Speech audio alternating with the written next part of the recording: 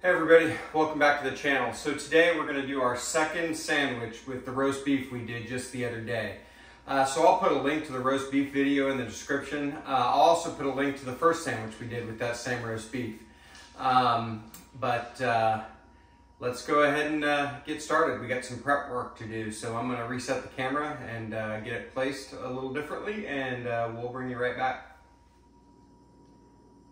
Okay, so we have everything ready to go here. When I was younger, sort of growing up, we had a restaurant called Rax Roast Beef. It was sort of a competitor to Arby's. Same type of stuff. I don't even remember all that they had, but what I do remember is they had this sandwich called the BBC, which stood for bacon, beef, and cheddar. Sort of like the Arby's beef and cheddar, which I've done a copy of here on the channel. So today we're going to do a copy of the Rax BBC. I don't know how widespread the chain was, but we definitely had a few around where I was growing up, and they're pretty much gone. There's like 2 or 3 left that I'm aware of, just still out there and operating. Other than that, I think they're pretty much gone. But today we're going to do our best to copy the BBC. So what I have is some bacon, it's the last batch of bacon that I did here on the channel actually. And we're gonna get this laid out. And this is the way I like to cook bacon. I just line a cookie sheet with foil. It's easy cleanup. To me, it is the very best way to cook bacon. So that's the way we're gonna do it here. This isn't super thick sliced at all. This is pretty thin sliced bacon. So it won't take super long. Hopefully this pan has enough space for the bacon that I have here. We'll do our best. So we'll get this lined up on the pan. I'm not gonna stop the video here, but you may see this fast forward. I'll edit it out. I feel like I make my videos too long sometimes, and a lot of that's disorganization. So we're trying to do something about that.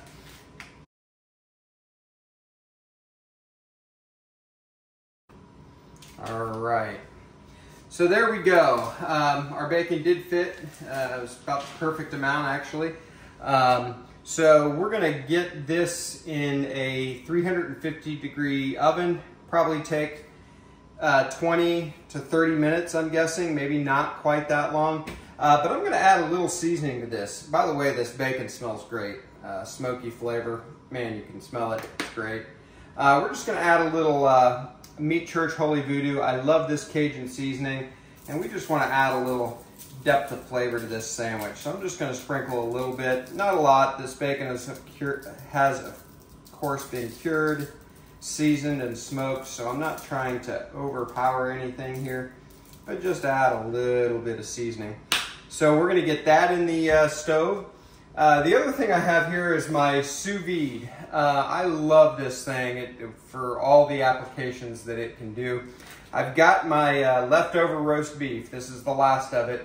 I'm going to drop it in this sous vide, and I've got it going at 135. I'm going to leave this in for 4 hours. That will actually pasteurize this 4 hours at 135, so we can be sure that we're going to be safe. Honestly, I'm only doing that because I'm doing this on a video. I really don't want it to go above 132, which is the perfect temperature for this meat. As far as I'm concerned, everybody's got their own opinion on that. But 132 is what I cooked this to and what I really want it to remain. But we're gonna go to 135 and leave it there for 4 hours, and this sandwich will be ready to be built, minus 1 step. So we'll bring you back. So you can't really have a BBC without cheese sauce. So for ours, we're gonna start with some good old-fashioned, good for you, very healthy Cheese Whiz. So I'm just gonna get this in this pan, and you know what? I think I'm just gonna use this whole thing, and we'll see about storing it, using it for a few things. So let's get the stove on here. I'm just going to turn it to medium low. Just want to soften this up. It's going to be a lot of cheese sauce. Maybe we'll have some nachos for dinner.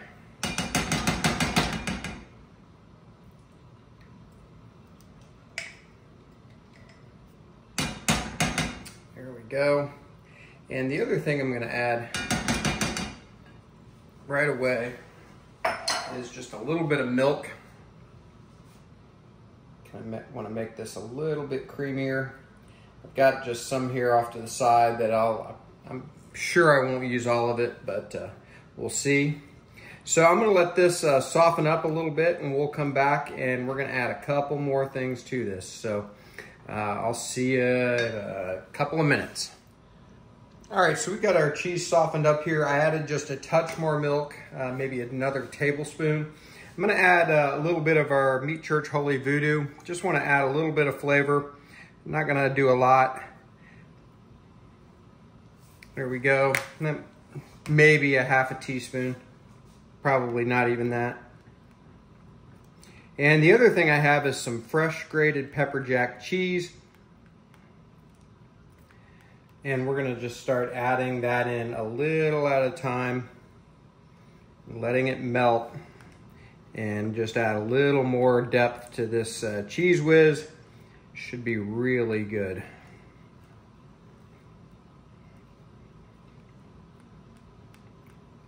And I'm gonna go ahead and add all of this pepper jack eventually, I think. And this should be pretty good. All right, so I'm gonna get this pepper jack added, melted in, let it come together, and we're pretty close to building a sandwich. Got one more thing I wanna do, so I'll bring you back in just a few minutes. Okay, so we're gonna get some buns ready, and you really can't understate what a toasted bun does for a sandwich. So we're gonna toast our bread today. And in order to do that, we're actually gonna use mayo. Mayo works great for something like this. You can use butter too, but I really like to use mayo. It will keep your sandwich from getting soggy. And again, works great. You don't have to put a lot. I'm not trying to have like mayonnaise on this sandwich, but this will toast the bread. It's as good a fat as any to do that. So that's what we're gonna do. So we'll get these all done up. And by the way, as far as mayo goes, Duke's or Kewpie. That's pretty much the way I roll. I can use other in a pinch. I'm not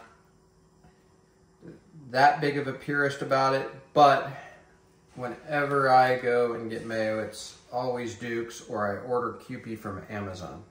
Kewpie is freaking awesome. I just don't happen to have any right now. So there we go. There's our mayonnaised bread, and now we're going to get our griddle going here, and I'll bring you back in a minute, and we'll move on. We're almost there, folks. All right, so our griddle is warming up. I've actually probably got it too high, but we'll turn it down in a second. Gonna get my bread down, get this mayo to start browning it. Turn this griddle down just a little bit. Our cheese sauce is looking outstanding. I hope you can see that in the camera, but that's gonna be really good. Our bacon is done and it's freaking awesome. I had to stop myself from eating it so I could actually make this video. So that's where we are. Our meat has been in the sous vide, getting nice and warm, our roast beef. So we're gonna pull that out. I'll bring you back here in just a minute when our buns are toasted, and we'll build the sandwich, and I will give it a try. Okay, so we're gonna get our beef out of the sous vide.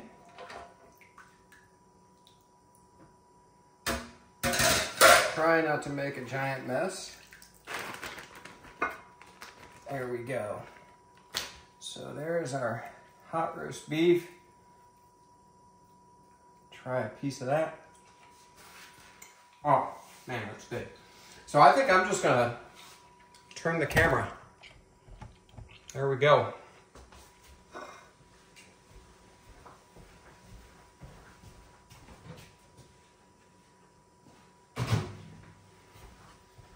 Okay, so we've got our toasted buns here. I've got some sauce that I really like. This would remind you more of Arby's beef and cheddar sauce than what they put on the Rax roast beef. But I'm almost out of this, and this will go great, so we're going to use it. I got it at a kind of an Amish cheese market here in Ohio called Grandpa's Cheese Barn.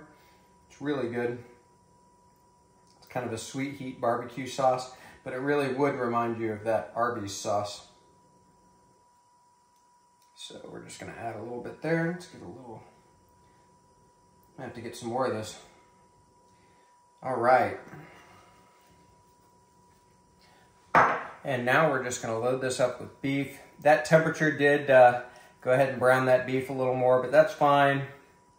It'll still be good. In fact, it is good. I tried it. So we're just going to load these up.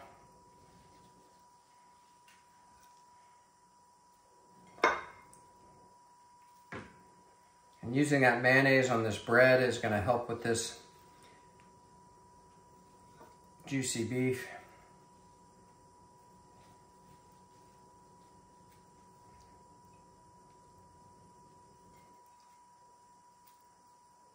Here we go. All right, now we got our bacon. Gonna add a few slices to that, to each one of these. Perfect. All right, one last step here. Our cheese sauce came together really nicely. Got that pepper jack in there. Just plain cheese whiz, a little milk. And how messy can we make these sandwiches?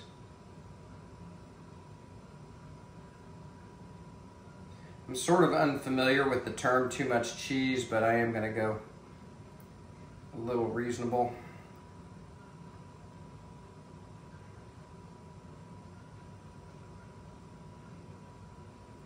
Just a little reasonable. Here we go.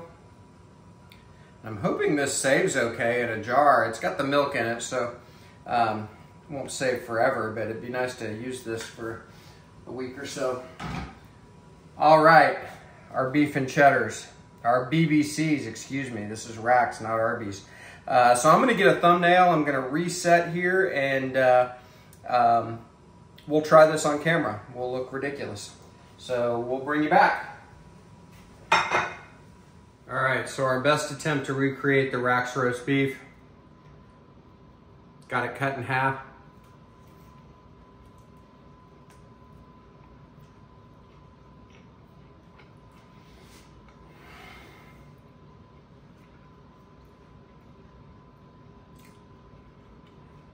I'll let you in on a little secret. I made 2 sandwiches for presentation, but there's nobody else home. I'm gonna pound these. That is so good.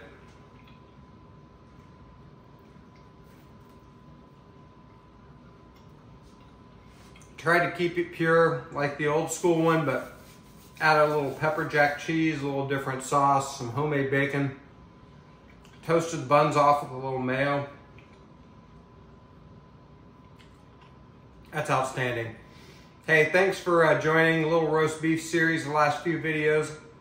I'm gonna be out of roast beef, so I guess we're done with that. See you next time at BuQeye Barbecue. Do me a favor, I always forget, like this video, subscribe to the channel. Helps me out. This channel costs me more money than it makes. So we'll see you next time. Appreciate you tuning in.